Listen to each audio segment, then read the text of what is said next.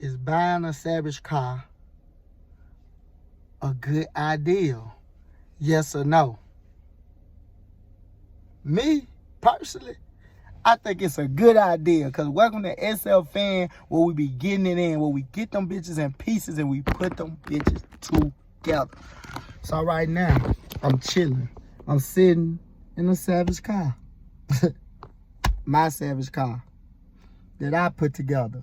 I bought it in pieces and I put that bitch together.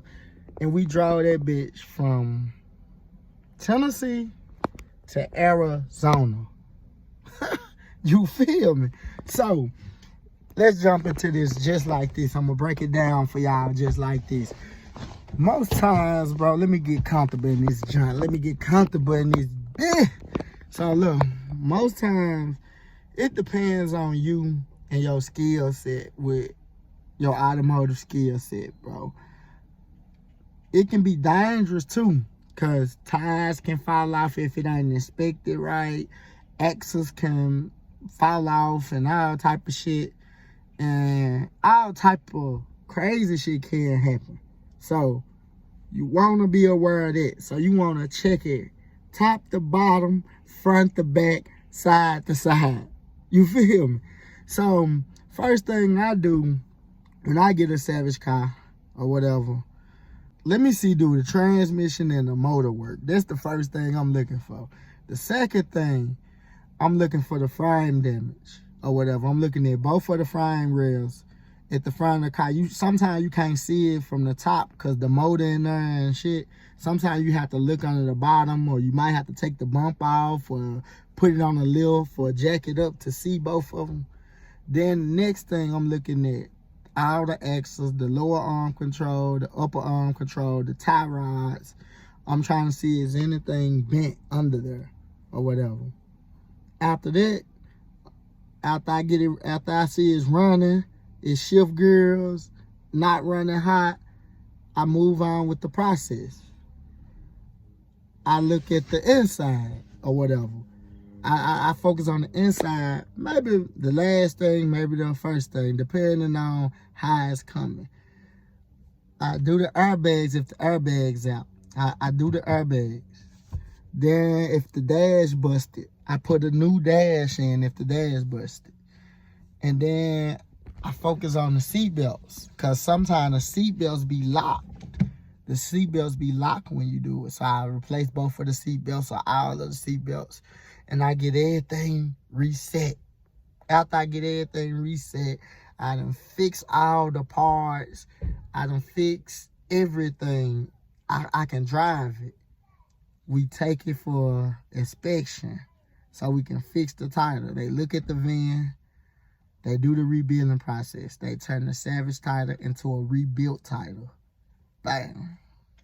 So sometimes it's a good idea to save a lot of money and get a good deal, especially if you're trying to flip something.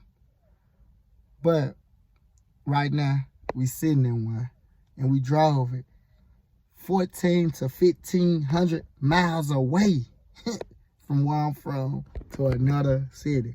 So it's a good idea. Secret tip. Gaps on the outside. You want to check that. The trunk ones. You want to make sure no bundle and shit. After I inspect all that and everything on point, or I replace what's bent and everything on point, I'm good. Then after I complete the car, complete the title process, complete everything, if it was wrecked before, after you do everything, you want to go and get you alignment. Because the car been wrecked before. So the steering wheel might be crooked, or it might be straight, it might be okay, but go get you alignment after you do all that good old work to make sure your car riding down the street straight. You don't want it to be going down the street sideways and shit. And that's why I hate getting cars that had the quarter panel damage and had it replaced wrong. They didn't do it the right way. Car gonna go down the street sideways. And then, like, if it had tire damage in the back, you'll hear it going down the street sideways.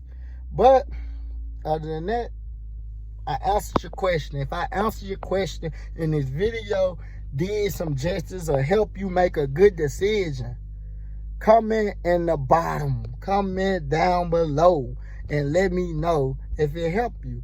And if it helped you and everything value, check out my other joints, my other videos I've been dropping, and you might like them too. And today, where we came from, bro? Started from the bottom, started in the jungle, made it out the shit, a nigga still kept it 100.